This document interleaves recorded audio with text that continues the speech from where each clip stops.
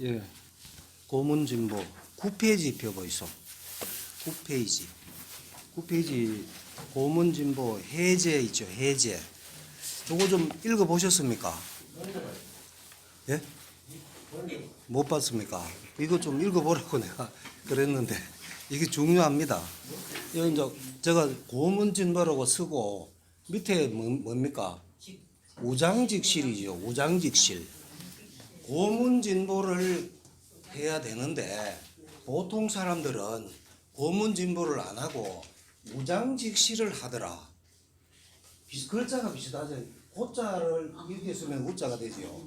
문자를 이렇게 쓰면 장이 되고 직자 진자인데 요 직자가 되고 요것도 보자가 실자가 되고 그런 얘기가 있습니다.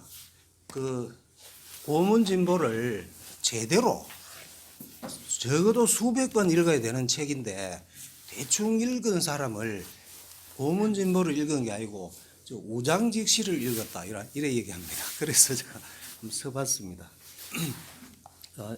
9페이지 한번 읽어보겠습니다. 고문진보 해제. 송재소 해놨죠. 송재소. 성균관대학교 한문학과 교수인데 한시에는 이분이 대가입니다. 우리나라에서 몇 안 되는 대가 중에 한 분인데 이분이 쓴 글이니까 한번 읽어보겠습니다. 서지적 고찰, 맨 처음입니다. 서지적 고찰입니다. 중국판. 고문진보가 언제 누구의 손에 의해서 처음 편찬되었는지 알려지지 않고 있다. 잘 모른다. 누가 만들었는지 잘 모른다는 얘기입니다. 우리가 접할 수 있는 최초의 기록은 지정병호 맹하,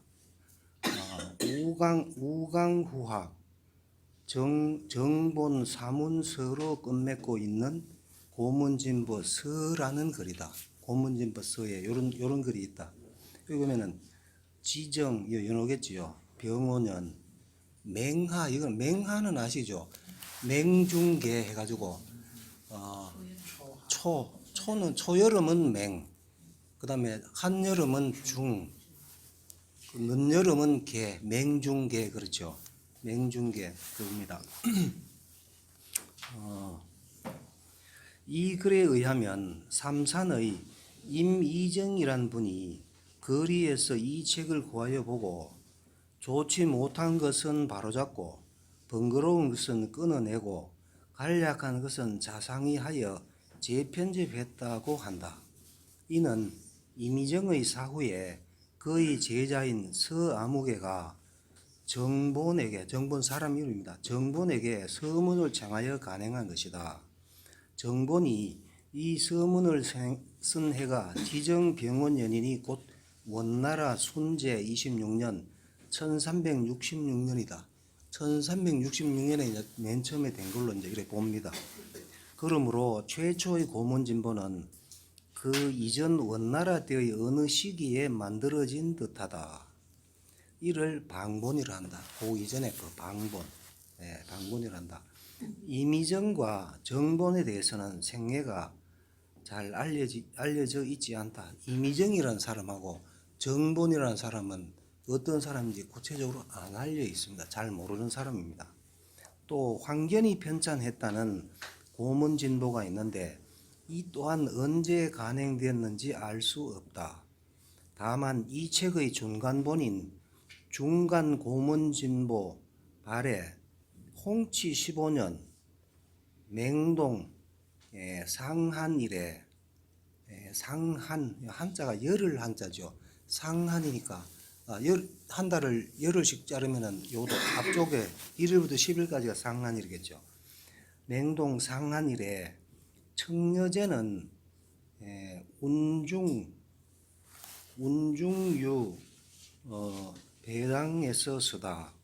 홍치 15년 뭐 이래가지고 쉬어있는 것에서 1502년에 중간된 사실만 알 수 있을 뿐이다. 편자인 환경과 중간본을 간행하고 발문을 쓴 청려제에 대해서는 알려진 바가 없다. 청려제 황견하고 청려제도 알려진 바가 없습니다. 그러니까 처음 초간본은 아까 여기 임의정하고 정본에 대해서도 알려지지 않고 요것도 중간본에는 황견과 청여제에 대해서도 알려진 바가 없습니다. 그 다음에 이 조선판 보겠습니다. 우리나라에서 고문진보가 간행된 전후 사정은 김종직의 상설 고문진보 대전 발에 자세히 기록되어 있다. 이 글에서 김종직은 선진양한 이후의 율성과 대우에 치중하여 선진양한, 선진하면 진나라 이전이죠. 선진, 양한은 뭡니까? 한나라가 전한후한으로 나눠지죠. 그래서 이게 선진하면은 진나라 이전이고 양한하면 한나라를 얘기합니다. 선진양한 이후에 율성과 대우에 치중하여 문장이 병들었기 때문에 이나죠. 그러니까 그 이후에는 그 성률, 그 다음에 대우 요런 데에 치중을 해가지고 문장을 자연스럽게 하고 싶은 말을 하도록 하는 게 아니고 그 유를 맞춰야 되기 때문에 그 자기가 하고 싶은 표현을 제대로 잘 못합니다. 치중하여 문장이 병들었기 때문에 양나라 소통 이래 문선집이 많았으나 모두 볼만한 것이 없다고 말하고 오직 진보 한 책은 그렇지 않아서 그 채집한 것이 진서산 정종의 유법을 얻었다. 왕왕 근처의 글이 섞여 있으나 몇 편에 지나지 않아서 그 세운 뜻을 조금도 손상시키지 않았다. 근체란 말이 나오죠. 요 근체, 요 뒤에 또 설명 나오니까 일단 하겠습니다. 전후 3번 사람의 손을 거쳐 우리나라에 들어왔는데 야은 전 선생이 처음으로 하포에서 간행했고 그 후 관성에서 이어 간행했다. 요 야은 야자가 야은 길제 할 때 그 야자 아니죠. 야은 길제가 아닙니다. 야은 전녹생이라고 밑에 나오죠. 이라 적고 있는데 여기까지가 이제 김종직이 쓴 말입니다. 그러고 적혀 있는데 이 기록에 의하여 우리는 고문진보가 고려말 전녹생, 요 야은 전 선생이 전녹생입니다. 고려말 전녹생에 의하여 처음으로 간행되었음을 알 수 있다. 이 사실은 강회중이 쓴 선본 대자제유 전해 고문진보에서도 확인할 수 있다. 다시 김종직의 기록을 살펴보자. 또 요 김종직이 쓴 말입니다. 경태 초에 한림시도 예 선생이 요 예 선생은 요 예겸이라고 밑에 나옵니다. 예 선생이 지금 책을 우리나라에 가져다 주었는데 시와 문이 옛날 책에 비하여 여러 갑절이나 되었으니 이를 대전이라 부른 것이다. 한진당송의 기한하고 준월한 작품들이 여기에 모였다.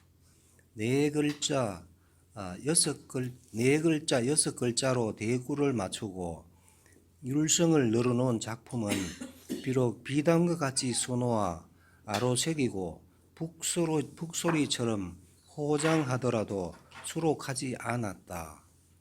여기 보면은 네 글자, 여섯 글자로 대구를 맞추고 성률을 늘어놓은 작품, 요게 요런 요 뒤에 나옵니다만 별려문이라 그럽니다. 별려문. 요거는 그 어디 형식에 너무 치우쳐 가지고 글을 그냥 읽을 때 아름답긴 하지만은 자기 사상을 하고 싶은 말을 다 표현 못하는 게 별려문이거든요. 요거를 지금 얘기하는 겁니다.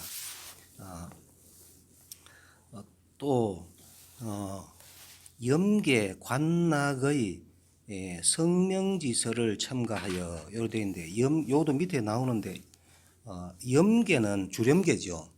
주렴계고 그다음에 관은 장제인데 장제가 왜 관이냐면 관중에 살았기 때문에 관중 땅에 살았기 때문에 관하면은 장제입니다. 그러니까 낙하면은 낙하면은 정자. 요거는 낙양에 살았기 때문에 낙하면 정자. 정이천 정명도 그걸 얘기합니다. 그러니까 염계, 주렴계하고 장제, 그다음에 정자의 성명지서를 첨가하여 후대에 문장을 배우는 자들로 하여금 뿌리가 있음을 알게 했으니 이것이 참다운 보배가 된 소이다. 그가 제가 김종직이 쓴 글입니다. 우리는 여기서 중요한 사실 몇 가지를 알게 되었다. 우선 조선 전 시기에 걸쳐 거의 유일본처럼 읽혀졌던 상설 고문진보 대전은 경태 초에 중국 사신 예겸이 명나라에서 가져온 것이란 점이다. 요게 명나라에서 가져왔다. 우리나라에서 편찬한 게 아니다. 그리고 이 책은 옛날 책에 비하여 여러 갑절이나 되는 내용을 담고 있었다. 그러므로 이 책은 이미정이 편찬한 책이나 황견이 편찬한 책보다 더 많은 양을 수록하고 있었다. 여러 갑절이나 된다는 것은 다소 과장된 말로 정확하지 않지만 그전 책보다 훨씬 풍부해진 것은 사실인 듯하다. 그리고 이 책은 전록생이 합포에서 간행한 책과도 다르다는 사실이 밝혀졌다. 또 눈길을 끄는 것은 염계 관낙의 성명지서를 첨가했다는 사실이다. 즉 해가지고 주돈이 해놨죠. 주돈이가 염계죠. 주돈이. 그 다음에 장제가 관이고, 그 다음에 낙이 바로 정의입니다. 정의의 성리서를 새로 첨가했다는 것이다. 이것은 상설 고문진보 대전의 편자를 밝히는 중요한 단서가 된다. 상설 고문진보 대전의 후집 권십에는 구본에 없는 주렴계의 태극도설이 수록되어 있는데 그 끝에 다음과 같은 후기가 붙어 있다. 이제 고문을 뽑으면서 태극도설과 서명 두 편으로서 끝을 마침이 어찌 뜻이 없겠는가. 대개 문장과 도리는 실로 두 가지가 아니어서 배우고자 하는 자가 한유, 유종원, 구양수, 소식의 사장의 글로 말미암아 더 나아가서 주돈이, 정의, 정호, 장제, 주기의 성리의 글로서 이를 순수하게 하고자 하기 위함이다. 도리로서 그 연원을 깊게 하고 사장으로서 그 기고를 건장하게 한다면 이에 문장에 병폐가 없을 것이다. 이것이 내가 이 책을 차례로 엮은 뜻이다. 신한 진력은 삼가스다. 이렇게 있고, 그 다음에 이 후기로 보아 요런 내용으로 봐서 상설 고문진보 대전은 진력이 편찬한 것이 확실하다. 이는 구본에다 염계 관낙의 성명지서를 첨가했다는 김종직의 발문과도 일치한다.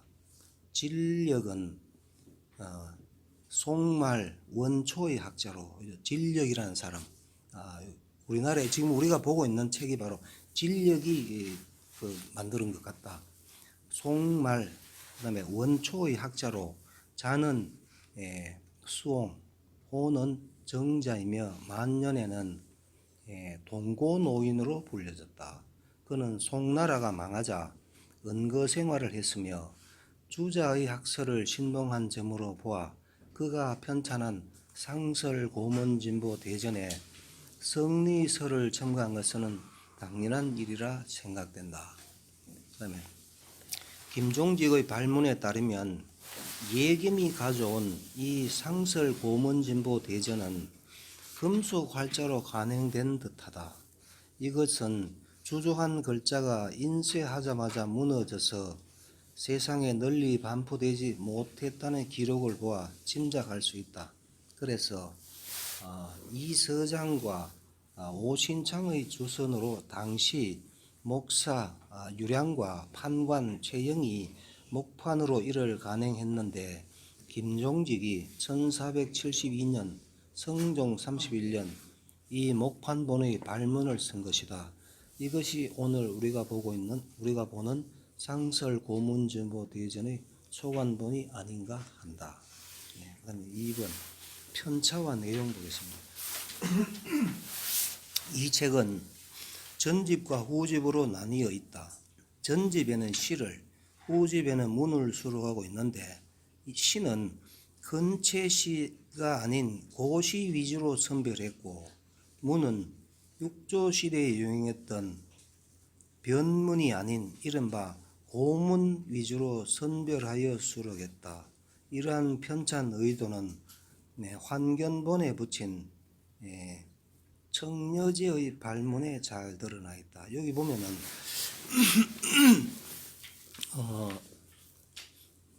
근체시가 아닌 고시 위주로 선발했다 되죠. 그 시는 한시는 근체시가 있고 고시가 있습니다. 근체시는 당나라 때의 시를 일단 근체시로 봅니다. 그 이전 거 그러니까 꼭 시기를 당나라 이후라도 요 당나라 시는 그 평칙하고 운을 딱 맞춰야 되거든요. 평칙에 맞게 쓰는 게 바로 근체시. 그 이후에 썼더라도 평칙을 무시하고 썼으면 그게 고시가 됩니다. 근데 여기는 우리 책에는 근체시보다 고시 위주로 선발했고 되죠. 고시 위주로. 그러니까 꼭 평칙 맞는 그런 시보다 고시 위주로 선발했고. 그러니까 그렇지만은 그 근체시도 많이 있습니다. 그다음에 문장은 육조시대에 유행했던 변문이 아닌 일어났죠. 육조시대는 언제입니까? 하, 은, 주, 진, 한, 삼국, 진, 남북조. 남북조가 남조, 북조가 있죠. 남조, 북조가 있는데 북쪽은 좀 오랑캐들이 좀 다스렸고 남쪽에 있는 게 남조인데 남조가 이게 육조입니다. 남쪽에 6나라가 흥망성쇠를 했거든요. 그래서 육조 시대 하면은 문화가 아주 그 활발한 시기가 육조 시대인데 위진 남북조의 남조 6개. 그래서 그게 육조입니다. 그게 육조 시대에는 육조 시대에 유행했던 변문이 아닌 그러죠. 변문은 다른 말로 변려문이라 하거든요. 변자가 요 나란할 변이죠. 려자는 짱려자입니다. 변려.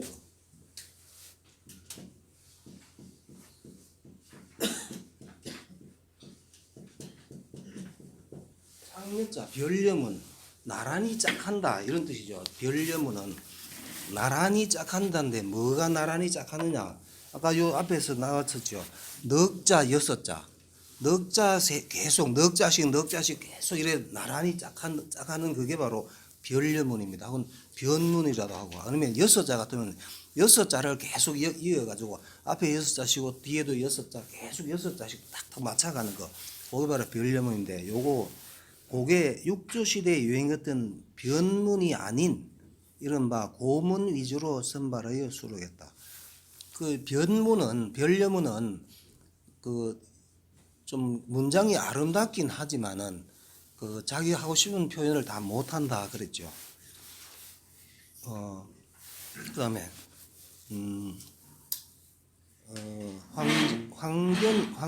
환견본에 붙은 청려제의 발문에 드러나 있다. 그러니까 청려제 발문 지금 나 있죠.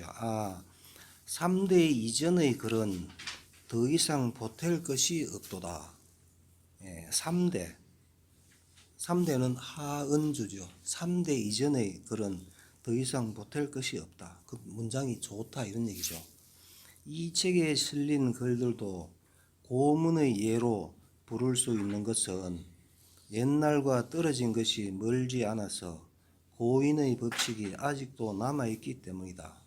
시대가 내려올수록 문장이 변해서 드디어 고인을 천길 높은 곳에 세워두고는 고인을 따라갈 수 없는 것처럼 여기지만 과연 고인과 금인이 같을 수 없단 말인가? 고문을 회복하는 데 뜻을 두는 사람은 어찌 이 책에서 그것을 구하지 않는가? 이 책의 글을 읽고 배움으로써 선진양한의 건강하고 질박한 문체를 회복하자는 것이다. 선진양한, 진나라 이전, 한나라 때 글이 건강하고 질박하다 이렇게 표현되어 있죠. 그 회복할다, 요 회복할다 할 때 회자가 이게 넓을 회자인데 회복할 회자도 됩니다. 회복할 회. 그래서 회복. 그리고 회자 이렇게 쓰죠.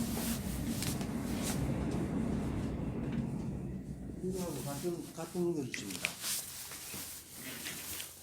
네. 그러나 고문의 문체만 회복하자는 것이 이 책의 의도는 아니다. 정본의 서문이 이를 말해주고 있다. 그래가지고 고문진보를 엮음에 있어서 첫머리에 학문을 권장하는 글이 있고 끝에 출사표와 진정표가 있으니 어찌 부지런히 학문에 힘쓰게 하고 충효로서 이끌게 함이 아니겠는가. 이것이 이 책을 엮은 사람의 깊은 뜻이다.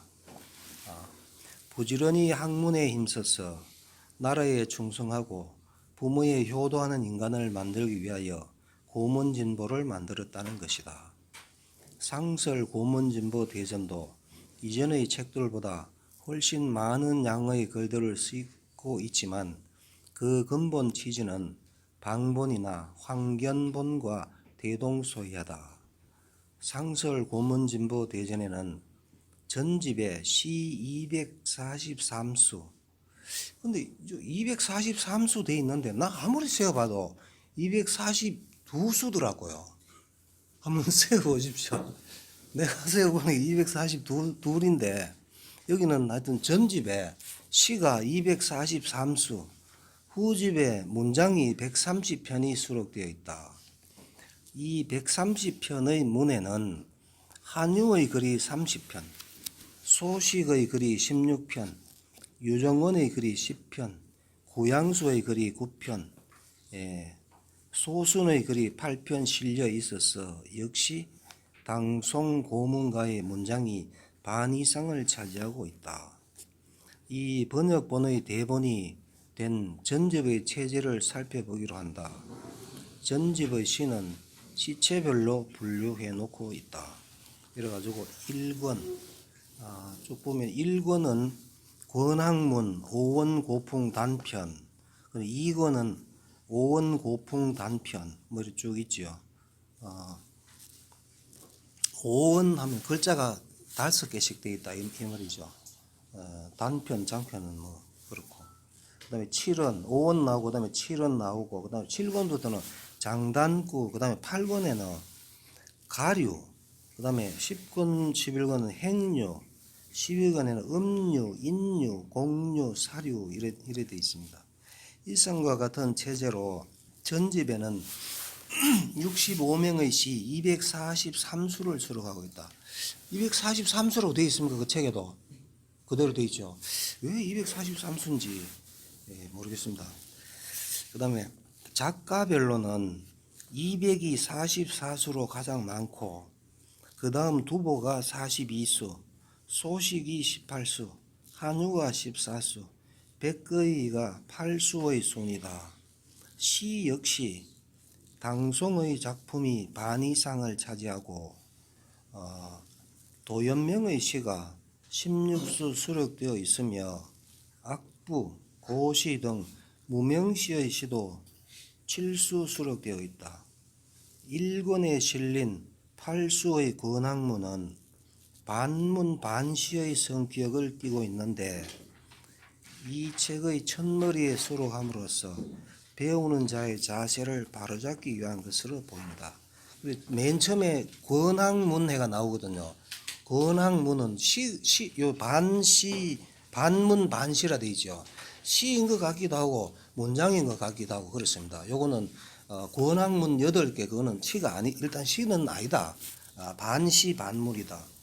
그래 기억하시고 전집에 수록된 시는 거의 대부분이 고체시다 되죠. 고체시. 근체시가 아니고 고체시.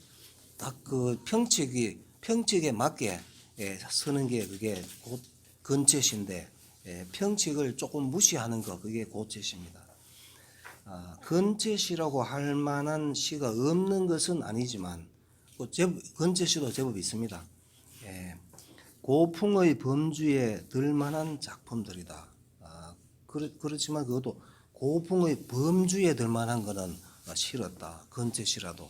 그 다음에 주지하는 바와 같이 근체시는 남조의 심리학에서 비롯되어 당송의 심전기 송지문에 이르러 정형화된 시체로 자수, 구수, 평칙과 대구에서 엄격한 규율을 요구하는 형식이다. 요 근체시에 대한 설명입니다. 근체시는 이런 게 근체시고 급기야는 지나친 형식에 얽매여 사상과 정서의 자유로운 표현을 구속하는 병폐를 낳았다. 요런 병폐가 있습니다. 요게 너무 형식에 맞게 하다 보니까 요런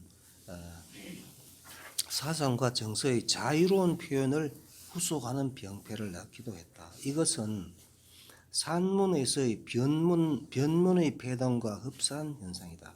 산문에서는 변문이라고 했죠. 6개씩 계속 6개씩 하는 거. 그러면 넉자 가면 계속 넉자씩 하는 거. 흡사한 현상이다. 그래서 이 책에서는 후집에서 변문이 아닌 고문을 선별한 것과 같은 맥락에서 그리고 후집에는 변려문은 없습니다. 변려문은 없다. 그다음에 같은 맥락에서 시에서도 근체시가 아닌 고체시를 뽑아 수록한 것이다.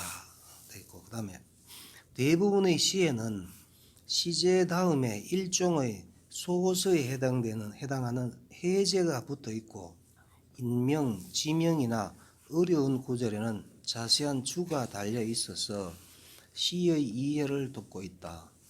체제상으로 혼란스러운 것은 작자의 표기가 일정하지 않다는 것이다. 보면 왕류, 최호의 경우와 같이 이름을 표기한 것도 있고 이 사람은 이름, 그다음에 한퇴지, 고향 영숙의 경우와 같이 자로 표기한 것. 한퇴지는 한유지요. 요는 이 사람들은 자로 표기했고 그다음에 주회함의 경우와 같이 회함 이거는 주자 아닙니까? 호로 표기되는 곳도 있다. 동일 인물의 표기도 소동파, 소자첨, 동파 같은 말이죠. 소동파가 소자첨이고 소동파지요, 동파지요 등으로 일정하지 않다. 이것은 백거이, 백낙천, 백거이가 백낙천 아닙니까? 이렇게 어떤 백거이라고도 해놓고 백낙천이라고 해놓고 동일 인물인데 그다음에 이태백 요도 같은 사람이잖아요. 경우에도 마찬가지다. 그다음에 3. 고문과 고문운동. 이 책에 수록된 시와 문은 고문이다. 넓은 의미로 해석하면 옛사람의 글을 모두 고문이라고 할 수 있지만 중국 문학사의 맥락에서 보면 고문은 변문에 상대되는 개념, 변문이 변려문이라고 그랬죠. 변문은 아까 육조시대에 유행했다 그랬습니다.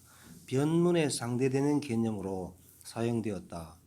고문진보에 수록된 글들도 이렇게 변문과 상대되는 개념으로서의 고문을 기준으로 하여 선별되었기 때문에 고문의 성격과 고문 부흥 운동의 전말에 대하여 검토할 필요가 있다. 한나라 이전의 질박하고 자유로운 문장이 위를 거쳐 육조 시대에 이르면 아까 육조 시대 설명했죠. 남쪽에는 남북조 중에 남쪽에 있는 그게 육조입니다. 남쪽에 육조 시대에 이르면 차츰 변문으로 변하기 시작한다. 주로 산문 창작에 사용된 이 변려체는 이게 변려문이라고 하고 이건 변려체라겠죠. 예, 체는 성률과 대우를 중시하는 형식 위주의 문체이다. 넉 자씩 계속, 6자씩 계속. 따라서 화려한 수식과 기교가 동원되고 문장 구조도 고문의 단구로부터 복문으로 변해갔다. 산문뿐만 아니라 시에 있어서도 이 시기에는 사성에 기초한 성률을 중시하여 심약, 사조 등이 주도한 이른바 영명체라 일컬어지는 신체시가 등장하는데 종래의 고문보다 매우 엄격한 형식을 요구하는 시다. 영명체 하는 것은 매우 엄격한 형식을 요구한다. 봅니다. 그 다음에 육조 시대에 이와 같이 형식을 위주로 하는 문체가 성행한 것은 그 시대의 사회상과 관련이 있다. 육조 시대에는 빈번한 왕조 교체와 전란으로 인하여 극도로 혼란한 시기였다. 따라서 은일주의, 향락주의, 개인주의가 만연했으며 문학에도 유미주의, 예술지상주의의 경향을 띠게 되었다. 그 결과 문학의 예술성이 강화되는 측면이 있기는 했으나 지나치게 화미하고 유약한 작품을 생산한 것이 당시 문단의 실정이었으며 급기야는 이러한 풍조가 문학의 병폐로 인식되기에 이르렀다. 그리하여 선진양한의 질박하고 건강한 문체를 회복하자는 논의가 서서히 일어나기 시작했다.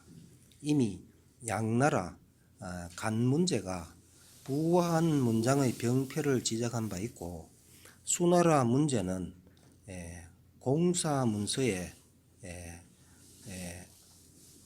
화염한 문체를 염자가 고울 염자입니다. 화염, 화려하고 고운 문체, 화염한 문체를 쓰지 말라는 칙령을 내리기도 했다. 이후 당초의 당나라 초죠. 왕발 같은 이도 변려문의 폐단을 지적했다. 그러나 왕발의 등왕각서 자체가 변려문의 성격을 벗어나지 못한 사실에서 보듯이 아직도 고문으로의 복귀는 논의 단계에 머물러 있었다. 좀 더 본격적인 운동은 진장에 이르러 시작되었다. 진장, 당나라 사람입니다. 진장에 이르러 시작되었다. 그는 질박하고 건실한 한 위의 문학으로 돌아갈 것을 주장하고 진, 송 이후의 부미한 문장을 배척했다. 이후 이화, 원결 등이 송경명도의 기치를 내세우고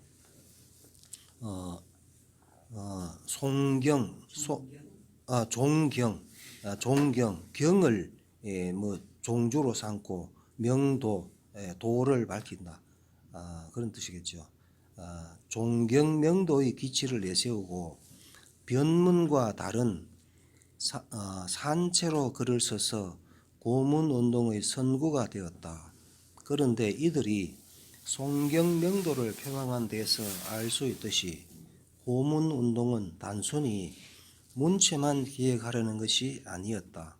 형식과 기교 위주의 문학으로부터 참다운 내용을 담는 문학으로 복귀하자는 것이 이들의 주장이었다. 참다운 내용을 담기 위해서는 까다로운 형식의 굴레를 벗어던지는 일이 선행되었던 것이다. 이렇게 참다운 내용을 담는 글의 전범을 이들은 선진양한의 고문에서 찾았다. 일종의 복고주의를 할 수 있는 이 고문운동은 한유와 유종원에 와서 그 절정에 달하였다. 한유, 유종원 중요한 인물이죠.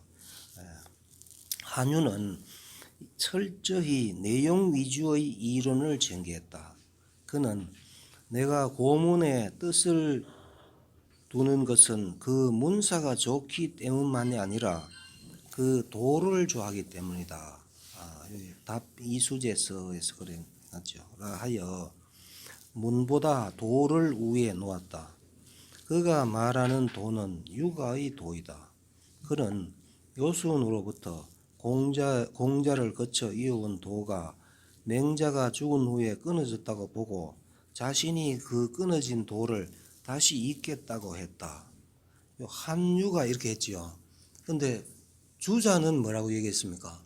주자는 맹자 우리 쭉 읽어 보면은 우리 지금까지 경전 공부인데 보면은 주자는 중용서문인가 중용서문회인가 대학서문회에 나오죠. 끊어진 거를 송나라 때 이었다.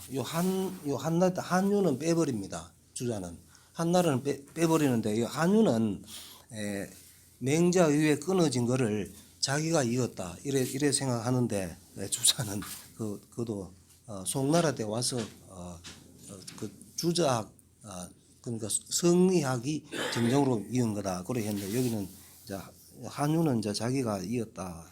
그 얘기하는 거죠.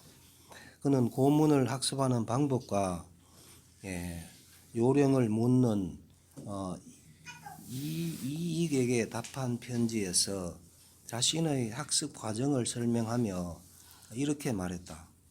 처음에는 3대와 양한의 글이 아니면 감히 보지도 않았고 성인의 뜻이면 아니면 감히 마음에 두지 않았다. 이렇게 한유는 문이 제도를 배경하여 문으로서 도를 시를 지죠. 도를 싣는다.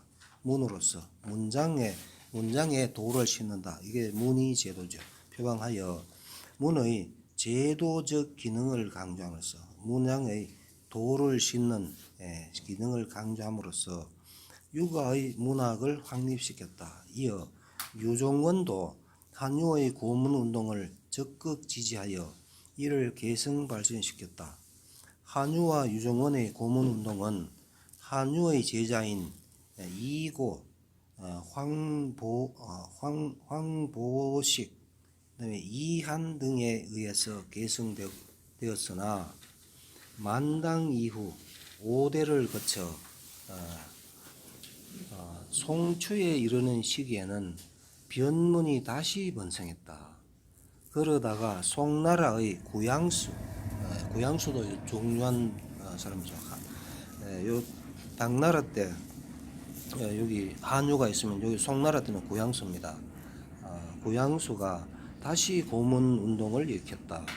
소순, 소식, 소철, 삼부자와 왕안석, 정공 등이 이 운동에 가세했고 소식의 제자인 황정견, 진사도 등이 한유의 사상을 철저히 계승하여 고문 창도에 앞장섰다. 고문 진보에는 이들 당송 고문가들의 글이 반 이상 수록되어 있는데 이것은 고문 진보의 성격이 어떠하다는 것을 잘 말해주고 있다. 그다음에 4. 우리나라 학자들의 고문 진보 수요. 우리나라 특히 조선시대의 선비들은 사서삼경 다음으로 고문진보를 많이 읽었다. 우리 조상들 고문진보 엄청 읽었습니다. 고문진보를 읽어야 과거 시험 합격하려면 문장을 쓰잖아요. 그 고문진보 보고 그 문체를 아니 시를 우리 조상들 전부 다 시를 엄청 남겼잖아요. 시를 남기려면 이걸 고문진보 보고 시 쓰는 법을 거기서 배우는 겁니다. 여기 내가 태어나서 이를 갈 무렵에 고문진보 전집을 읽었으며 이를 가는 건 한 8살 이를 갈지요. 이 빠지는 거. 근데 그때 벌써 고문진보 읽었다면 이거는 사설을 읽고 난 뒤에 하는 거거든요. 그럼 이거는 완전 천재입니다. 그때 7, 8살에 고문진보 읽었다고 하면 천재입니다. 읽었으며 겸하여 당음을 보고 시 짓는 법을 배웠다. 요 창낭집에 요리되어 있다는 얘기죠. 창낭집이 창낭집도 있는데 창랑집은 성문준이라는 분이 그쓴 책입니다. 성문준인데 성문준 하면은 잘 모르죠. 잘 모르거든요, 사람들이. 근데 자기 할배가 성수침, 자기 아버지가 성혼, 이건 다 잘 아시죠.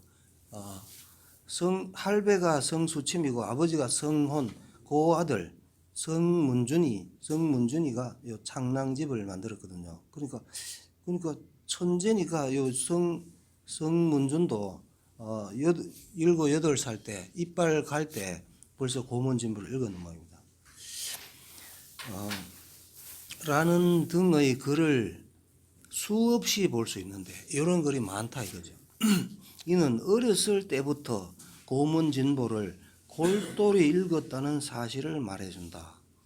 그리고 고문진보에 실린 시의 차분한 작품이 수를 헤아릴 수 없이 많은 것도 이 책을 얼마나 많이 읽었는가를 증명하고 있다. 엄청 많이 읽었다는 얘기죠. 우리도 이제 사설을 다 하고 주역까지 하니까 이거 고문진보 할 때가 된 겁니다. 퇴계의 제자인 이덕홍은 고문진보 지리와 고문 후집 지리, 전집 지리와 고문 후집 지리라는 글을 남기기도 했다. 이 글은 고문진보 전집의 시 71수와 후집의 문 67편에 대하여 미심적인 부분이나 해석이 엇갈리는 부분, 그리고 어려운 구절에 대한 자신의 견해를 밝힌 글인데 양이 방대하여 고문진보에 대한 평소 그의 관심의 정도를 알 수 있다. 예를 들어 두보시 애강두의 인생유정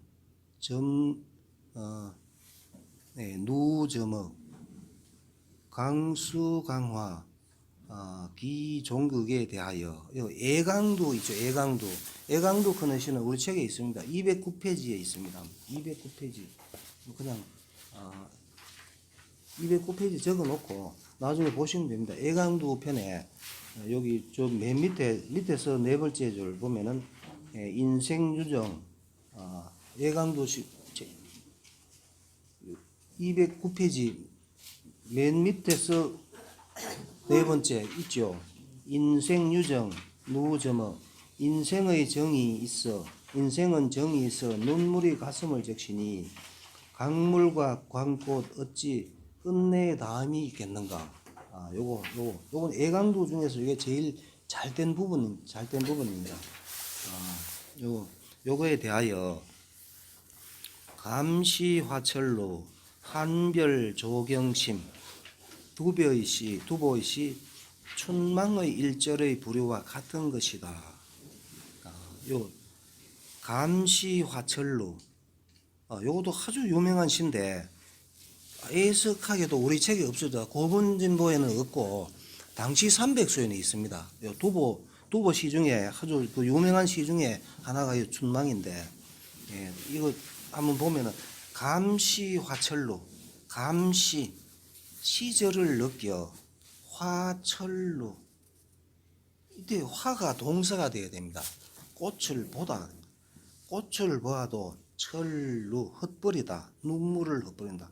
시절을 느껴 꽃을 보아도 눈물을 헛버리며 두보는 알록산 난 그 당시에 살았던 분이거든요. 그래 알록산 난으로 나라가 완전히 엉망이 됐을 때 그때를 읊은 시입니다. 이게 춘망 그런 게 그다음에 한별 조경심 한별 이별이 한스러워 조경심 새가 마음을 놀랜다가 아니고 이때는 새 소리만 들어도 조자가 요 새 소리만 들어도 이렇게 해석해야 됩니다. 새 소리만 들어도 경심 마음이 놀랜다. 요런 시. 다 인정이 지극한 슬픔에 기인한 것인데 무심한 사물을 빌어 극단적으로 말한 것이다. 뭐 이래 돼 있고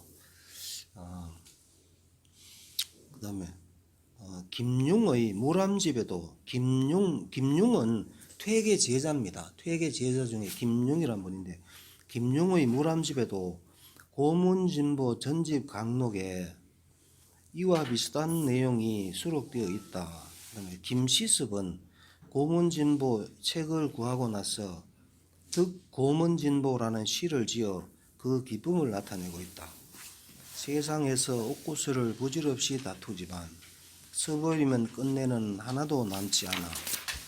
이 보배를 뱃속에 간직할 수 있다면 가슴 가득 옥소리가 쟁그랑 울리겠지. 뭐 이렇게 볼 때 고문진보는 조선시대 선비들의 필독의 서적이었다. 이 책을 보고 중국의 명문에 접하게 되고 이 책을 읽음으로써 문장과 시를 짓는 기초를 다졌던 것이다. 예, 선조실록의 다음과 같은 기록도 이를 뒷받침해 준다. 사항이 이러기를, 요 사항은 임금이죠. 사항이 이러기를 소시 때 문장을 익힌 적이 있는가? 여기 율곡한테 이런 물은 겁니다. 그대의 문사를 보건대 매우 좋으니 배운 적이 있는가 하니 이가 아뢰기를 씨는 소시적부터 문사를 배운 적은 없습니다. 소시에는 선악을 잠옷 좋아하여, 선악은 불교지요. 네. 금강산에 들어가서 성녀 생활을 한 2년 했죠. 여러 경을 두루 보았으나 착실한 곳이 없음을 깨닫고 유학으로 돌아와 우리 유학의 글에서 그 착실한 이치를 찾았습니다. 그러나 역시 문장을 위하여 읽은 것은 아니었으며 지금 문장을 짓는데 대략 물리가 이루어진 것은 그 역시 별도로 공부한 일은 없고 다만 일찍이 한문 고문진보와 한문 하면은 한문은 한유의 문장입니다. 한유 나왔었죠. 한문, 한유의 문장. 그 다음에 고문진보와 시경, 서경의 대문을 읽었을 뿐입니다라 하였다. 이도 일찍이 고문진보를 읽었으며 그것이 문장을 짓는 데 도움이 되었다는 말이다. 조선왕조실록에는 임금이 신하들이나 도회소에 고문진보를 하사했다는 기록이 자주 보인다. 임금이 신하들이나 도회소에도 고문진보를, 신하들한테도 고문진보를 줬고, 도회소는 요즘 말하면 뭐 불교 요즘 대한불교 뭡니까? 조계종 본산이 조계사 있지요. 거기다가 고문진보 책을 줬다 이런 얘기입니다. 그런 신하들이나 도회소에 고문진보를 하사했다는 기록이 자주 보이는데 이 역시 이 책의 중요성을 말해주는 것이다. 또 유희춘이 쓴 희암일기의 다음과 같은 대목도 눈길을 끈다. 희암 유희춘 이분도 그 글을 시를 굉장히 많이 쓰신 분입니다. 그 이분 여동생인가 누나인가 모르겠는데 그분도 여류 학자지요. 이름이 생각이 안 나노. 나중에 생각나면 말씀드릴게요. 예, 아침을 먹은 후 비를 무릅쓰고 옥당에 나아가 티자를 올렸는데 이 옥당 요거는 또 옥당이 홍문가인데 요거는 설명이 조금 있어야 되니까 조금 한 5분만 쉬도록 하겠습니다.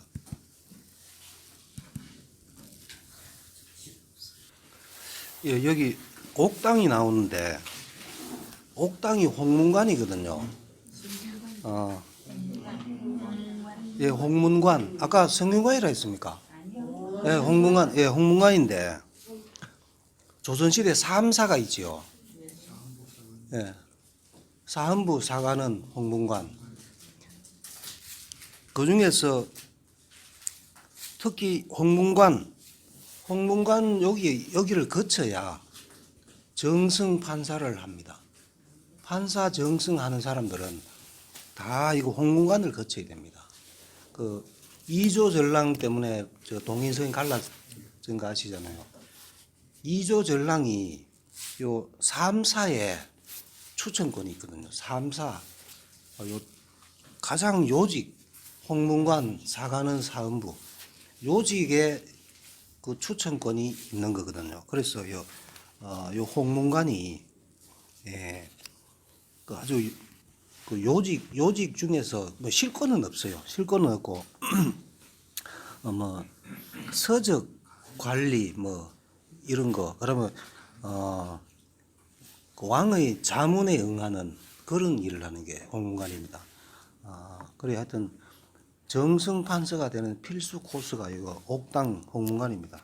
이제 아침을 먹은 후 비를 무릅쓰고 옥당에 나아가 차자를 올렸는데 차자는 상소문 중에서 짧게 상소문은 보통 길잖아요. 짧은 상소문이 차자입니다. 조선시대 4대 상소문은 4대 상소문이지요. 요 참고로 회재 선생이 쓴 일강신목소, 그 다음에 퇴계가 쓴 무진육조소. 무진육조소 그런 거는 무진년에 썼다는 뜻입니다. 무진년에. 퇴계 선생이 쓴 무진육조소. 그다음에 남명이 쓴 단성소 그런 거는 남명이 단성현감으로 벼슬을 받았거든요. 받았는데 벼슬에 나아가지는 안 하고 단성 가서 그 상소문을 올립니다. 그게 바로 단성소입니다. 단성소. 그 다음에 나머지 하나, 4개 중에서 하나가 율곡이 쓴 만언소. 만언소 그런 거는 글자 숫자가 만자나 됩니다. 엄청 깁니다. 요 4개를 조선시대 4대 상소문이라 합니다. 제일 유명한 상소문이거든요. 뭐 참고로. 근데 이제 그 짧은 상소문이 이제 차자인데,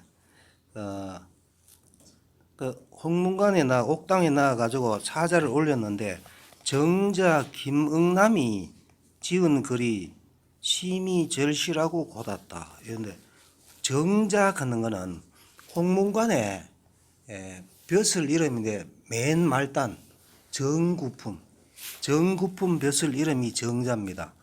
정자인 김응남 이 사람 이름이고 김응남이 지은 글이 심히 절실하고 고닫다. 그 다음에 응교 정탁과 응교도 요 벼슬 이름입니다. 정사품이 응교입니다. 정탁이라는 사람 응교인 정탁이죠. 그 다음에 교리 조정기 교리도 벼슬 이름인데 요것도 연애 홍문관에 옥관에 있는 벼슬 이름인데 요는 정오품이 교리입니다. 조정기가 다투어 글자의 의심스러운 부분을 물었는데 조정기가 고문진보를 질의해서 내가 모두 답했다. 고전 장문의 경우에는 내가 그 틀린 글자를 변석해 주었고 기문, 그다음에 조소, 살찌하구 등의 뜻을 지시해 주었다. 요거는 그 이제 고전장에 나오는 그 어려운 말들 그거를 해석해 주었다 이런 얘기입니다. 그다음에 귀거래사 그는 거기에는 그다음에 분호, 경예예이 장입 요 다 귀거래사에 있는 그런 글자입니다. 이 예자가 깃일산예 일산이 양산 요즘 뭐 양산이 일산이잖아요. 근데 깃으로 만들었으니까 좀 비싸겠죠. 경예의 장이 그다음에 제향 불가기 요다 귀거리사에 나오는 요런 말들을 이것과 그다음에 적벽부의 영허자 옆이 등의 구절을 내가 모두 거침없이 변석하니 좌중이 열복했다. 이 기록으로 우리는 당시 학자들의 고문진보에 대한 관심이 어떠했는가를 충분히 짐작할 수 있다.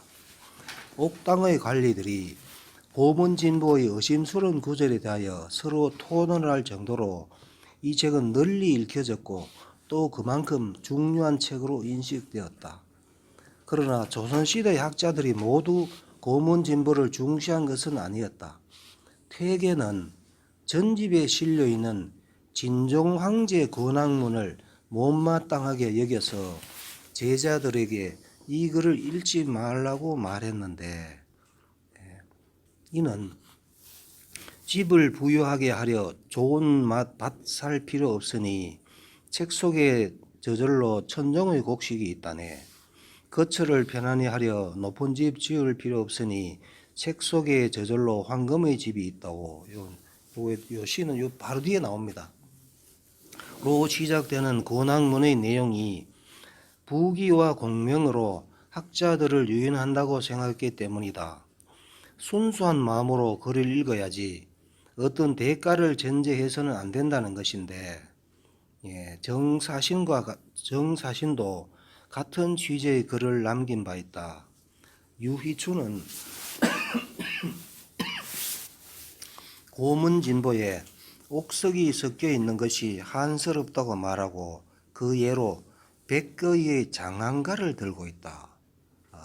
백거의 장안가, 이게 백거의 최고 걸작인데, 이건 또 여기는 유희춘이는 희암 유희춘 선생은 장안가는 내용이 나중에 배우시겠지만 양귀비를 아주 찬양하는 그런 내용입니다. 양귀비를 아주 좋게 표현한 글이거든요. 그래서 양귀비는 나쁘다고 얘기해야 될 건데 좋다고 얘기했으니까 이거 장안가 안 좋다. 그다음에 당명황이 며느리를 뺏은 불륜의 사실을 백거이가 미화시켰다는 것이 그 이유이다. 양귀비가 원래 며느리인데 뺏었잖아요. 그다음에 허균은 사략과 함께 고문진보 자체를 부정적으로 보았다. 이제 허균은 또 부정적으로 보았습니다. 정선지의 사략 1권을 성문제공, 성현의 아고 돼 있죠. 성현 하면은 그 옛날에 국어 시간에, 국사 시간에 용제총화 그런 책을 쓰신 분이 성현이죠. 아까도 성씨가 한 분 있었죠. 창녕성씨입니다. 얻고는 매우 좋아했다. 그때 번중, 성현의 아들인 성세창의 자가 이제 번중이겠죠. 번중 상공이 이미 등재했기 때문에 문제공이 번중으로 하여금 한 번 통독해 하고는 이만하면 주문하기에 족하다라 말했다. 국초의 여러 사람들이 모두 고문진보 전후집을 읽고서 문장을 지었다. 그래서 지금까지도 선비들이 처음 학문을 할 때 반드시 이 책을 중요하게 여겼다. 그러나 내가 보건대 요 지금 계속 허균이가 쓴 글입니다. 요게 지금 읽고 있는 게.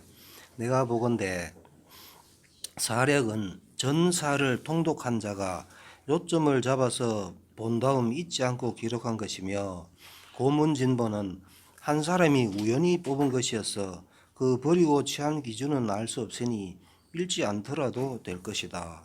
몽학의 물리를 밝히는 데는 노노맹자 통감이 좋은데 하필 얕은 데에 기준을 둘 필요가 있겠는가.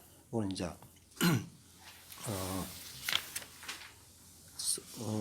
성소 부부고 성소 부부고 그는 책에 허균이가 거기서 이렇게 이제 얘기를 한 겁니다. 그러니까 이게 고문진보를 반대한 사람도 있었다. 퇴계는 요 내용이 요딱 진종황제 권학문 그 내용이 안 좋다. 뭐 이런 얘기입니다. 허균이 고문진보를 읽지 않아도 좋다고 말한 것은 이 책이 한 사람이 우연히 뽑은 것이어서 그 선별 기준이 모호하다는 이유 때문이다. 그는 같은 글에서 권여장, 권필의 자, 권필, 그 다음에 이자민, 이안룰의 자. 이안룰은 전번에 한번 내가 말씀드린 것 같은데, 이 안룰의 정조부가 누굽니까? 이기죠, 이기. 을사사화 일으킨, 윤원영하고 같이 을사사화를 일으킨 이기가, 이 안룰의 정조부입니다. 정조부인데, 예, 이 안룰이 경주 부윤으로 와가지고 옥산서원을 찾아왔거든요. 그리고 온다는 얘기를 듣고 전부 다 사람들이 나가가 네가 감히 옥산서원을 온단 말이야. 못 온다 하면서 막았거든요. 막으니까 이 안놀이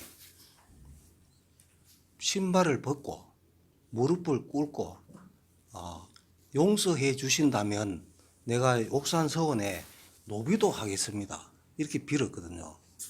자기가 잘못한 건 자기 정조부 때문에.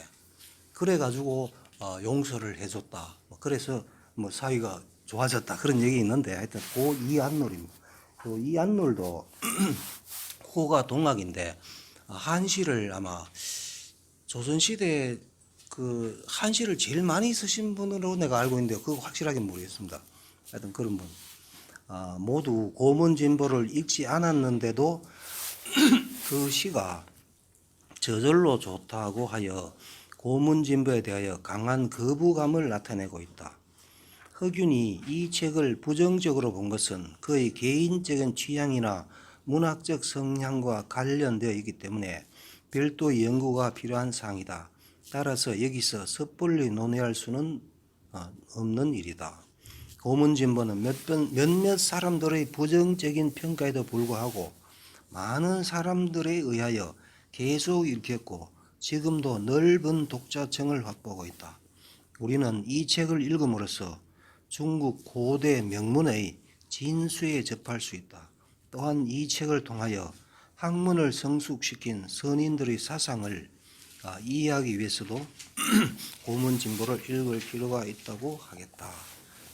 이제 그리고 요게 요까지가 생각보다 많이 길었네요. 해제입니다. 해제.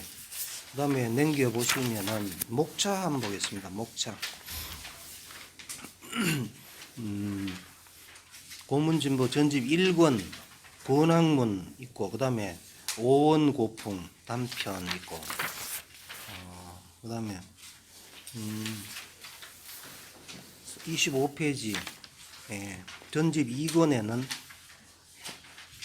오원고풍 단편이죠. 단편 쭉 있고 그 다음에 26페이지 3권에는 오원고풍 장편이고 그 다음에 27페이지 오원고 7원 이제 7원 나옵니다. 7원 7원 단편이 있고 그 다음 넘기면은 7원 단편 그 다음에 6권에는 7원 장편 그 다음에 7권에는 장단꾸라 해가지고 이거는 길이가 5원 7원이 되는 게 아니고 뭐 석자 되었다가 7자 되었다가 하는 거고요. 장단꾸고 여기 보면은 29페이지 맨 밑에서 두 번째 촉도난이지요. 촉도난 요거 200시인데 요거 아주 그 명문입니다. 촉도난이고 그 다음에 30페이지 보면 가류 있고 가류가 있죠. 가류 있고 그 다음에 그 밑에 보면 또 가류 있는데 이 30페이지 맨 밑에서 두 번째 장한가 있지요. 장한가 백거이가 쓴 장한가 양귀비를 아까 좀 전에 얘기했죠. 양귀비를 찬미했다. 이 시가 참 재밌어요. 길어도 긴 줄 모른다. 이 시는 굉장히 긴데 읽다 보면은 길어도 긴 줄 모르는 시가 이 장한가고 그 다음에 31페이지 행류는 중간에 보면은 병거행이죠. 병거행 두보시 이것도 아주 유명한 시고 그 다음에 그 밑에 보면은 백거이가 쓴 비파행이죠. 비파행 이것도 아주 유명한 시고 뭐 다 여기 있는 건 다 유명한 시입니다. 뭐 유명하지 않은 거 하나도 없는데 특별히 이런 시들이 있다 그런 거 목자 쭉 봤고